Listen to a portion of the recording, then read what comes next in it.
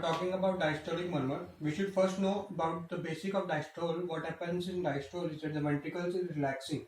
So initially everything is closed, but when after some time there is opening of atrioventricular valves, which leads to an which leads to a passive filling phase in which the right atrium, the blood comes from right atrium to right ventricle and left atrium to left ventricle passively.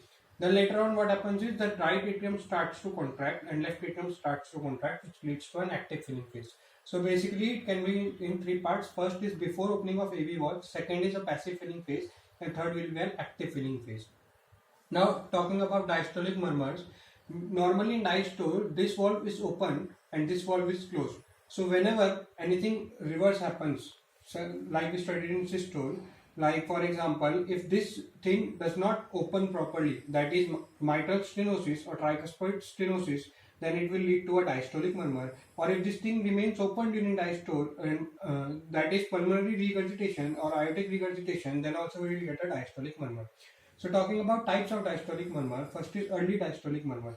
Early diastolic murmur occurs at the start, just after S2, and it even occurs before opening of AV valves, and it continues after opening of AV valves, but the turbulence decreases after some time. It does not continue throughout.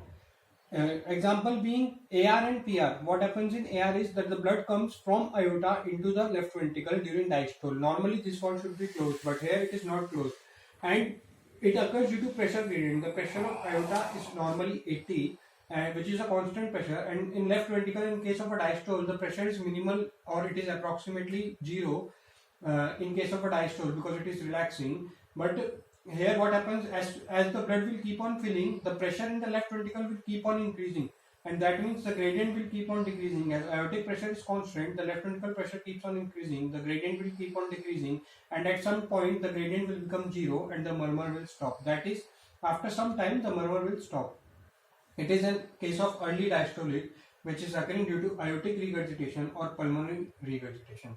Now talking about mid diastolic, what happens here is that normally during early diastole this is closed, but in early to mid diastole the tricuspid valve and mitral valves are open, and when they open there is a passive filling phase and later on there is an active filling phase. If there is any turbulence during transfer of blood from right atrium to right ventricle or left atrium to left ventricle, then it will produce turbulence during mid and late diastole, which is known as mid diastolic murmur. It is seen in cases of mitral stenosis and tricuspid stenosis.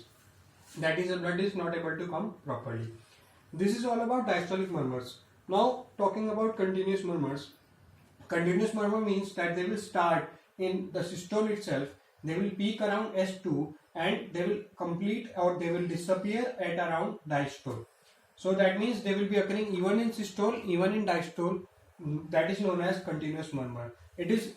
There has to be two conditions fulfilled so that a continuous murmur can occur. First is that there is abnormal pressure gradient maintained throughout the cardiac cycle. That means that even in systole and diastole there is an abnormal pressure gradient. And second, that the defect remains open throughout the systole and diastole. That is, if the defect was in any of these four valves, then it would not remain open throughout the systole and diastole. Then it cannot produce a continuous murmur. So continuous murmur causes are, first would be abnormal communication between any artery or any vein, which is known as an AV fistula. Because an communication which occurs, an abnormal communication which occurs between an artery and a vein will be open throughout and the pressure gradient will always be there. Second is the systemic to pulmonary circulation shunt, which occurs in a classical case of patent ductus arteriosus. What happens is that there is an abnormal connection between aorta and the pulmonary artery, which leads to the blood going from the aorta into the pulmonary artery, and because it is not related to systole or diastole, it occurs throughout the cardiac cycle and it produces a continuous murmur.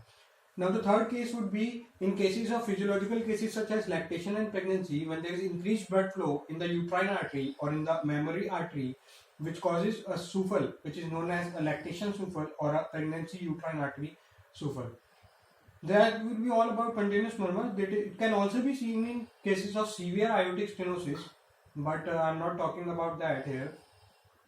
And now there are some specific names and specific types of murmur, such as Gibson's murmur, Gibson's area, Erb's area, Key-Hodgkin's murmur, Austin-Flint murmur, Kerry-Coombs murmur. If you want me to talk about them, and if you like this video, then I'll be making another video on the types of murmur and grading of murmur, and also the high cardiac output states which I mentioned in the systolic unit. Please leave a comment below and I'll definitely make a video if you want me to make a video about them. Thank you for watching, and please do not forget to subscribe the channel. Thank you.